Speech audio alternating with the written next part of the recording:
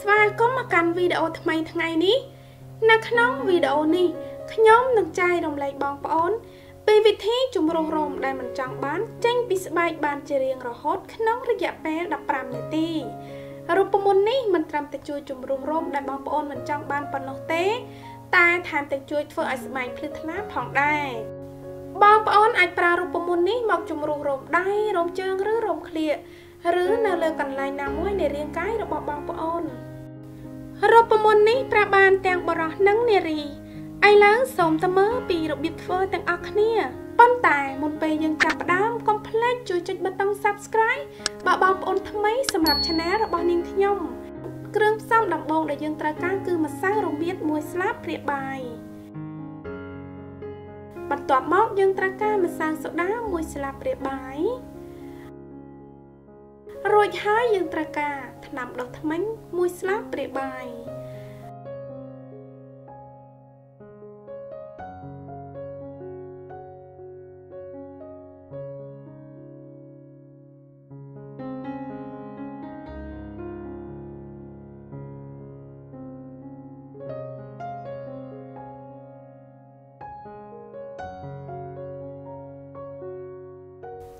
បន្ទាប់មកបងប្អូនត្រូវការទឹកក្តៅដែលមានសីតុណ្ហភាពក្តៅខ្លាំង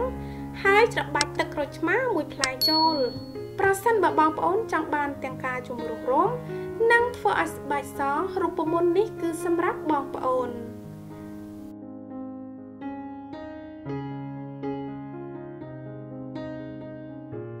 រួចហើយចាក់ទឹកក្តៅចូលទៅក្នុងល្បាយនេះបន្តិចម្ដងកូរច្របល់គ្នាឲ្យបានសព្វល្អ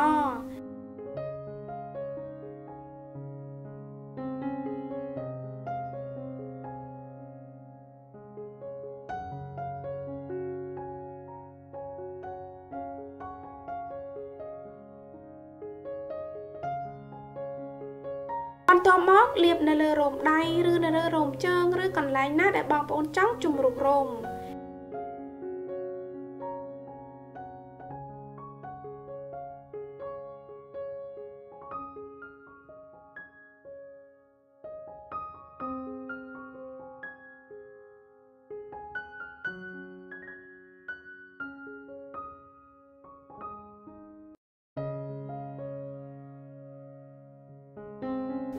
បន្ទាប់ពីលាបរួចរាល់ហើយសូមទុកចោលនៅលើស្បែករយៈពេល15ទៅ20នាទីលាងជម្រះចេញជាមួយទឹកធម្មតា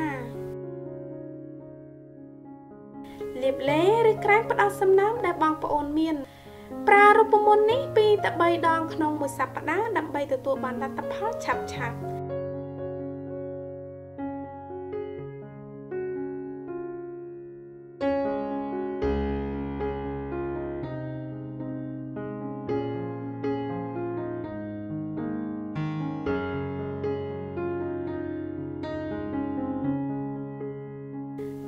សូមឲ្យវីដេអូនេះមានអត្ថប្រយោជន៍សម្រាប់បងប្អូនសូមចុចលើផ្ទាំងវីដេអូខាងលើដើម្បីមើលរូបមន្តនិងកន្លឹះបន្ថែមទៀតសូមអរគុណសម្រាប់ការទស្សនាខ្ញុំនឹងជួបបងប្អូននៅវីដេអូបន្ទាប់ទៀតបាយបាយ